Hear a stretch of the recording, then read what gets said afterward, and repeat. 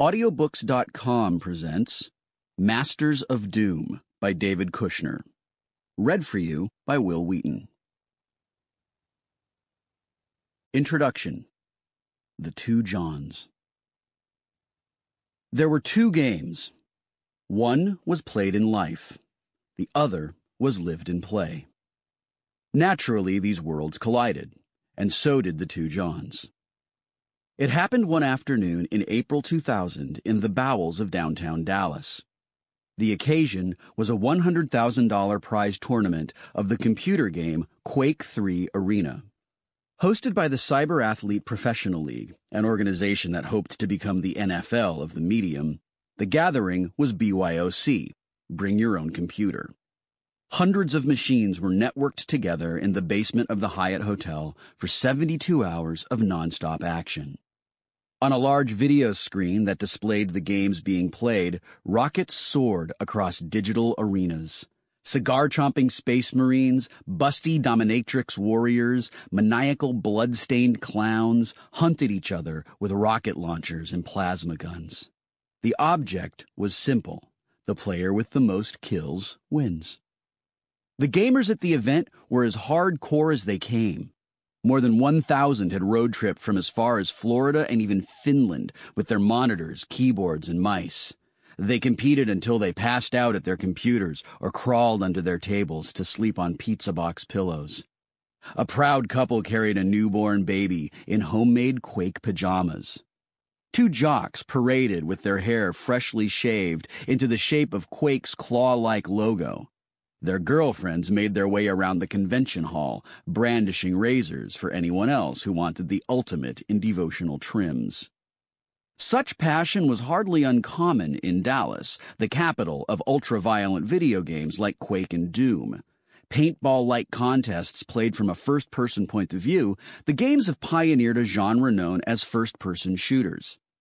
They are among the best-selling franchises in this $10.8 billion industry and a sizable reason why Americans spend more money on video games than on movie tickets.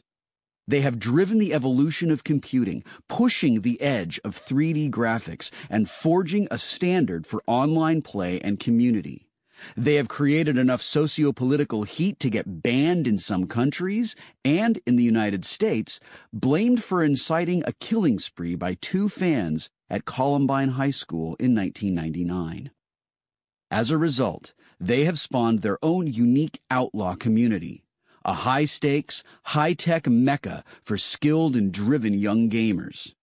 In this world, no gamers were more skilled and driven than the co-creators of Doom and Quake, John Carmack and John Romero, or, as they were known, the Two Johns. For a new generation, Carmack and Romero personified an American dream. They were self-made individuals who had transformed their personal passions into a big business, a new art form, and a cultural phenomenon. Their story made them the unlikeliest of anti-heroes, esteemed by both Fortune 500 executives and computer hackers alike, and heralded as the Lennon and McCartney of video games, though they probably preferred being compared to Metallica. The Two Johns had escaped the broken homes of their youth to make some of the most influential games in history until the very games they made tore them apart. Now, in minutes, years after they had split, they were coming back together before their fans. Carmack and Romero had each agreed to speak to their minions about their latest projects, Carmack's Quake 3 Arena, which he'd programmed at the company they co-founded, id Software, and Romero's Daikatana, the long-awaited epic he had been developing at his new and competing startup, Ion Storm. The games embodied the polar differences that had once made the Two Johns such a dynamic duo and now made them seemingly irreparable rivals. Their relationship was a study of human alchemy. The 29-year-old Carmack was a monkish and philanthropic programmer who built high-powered rockets in his spare time and made Bill Gates' short list of geniuses.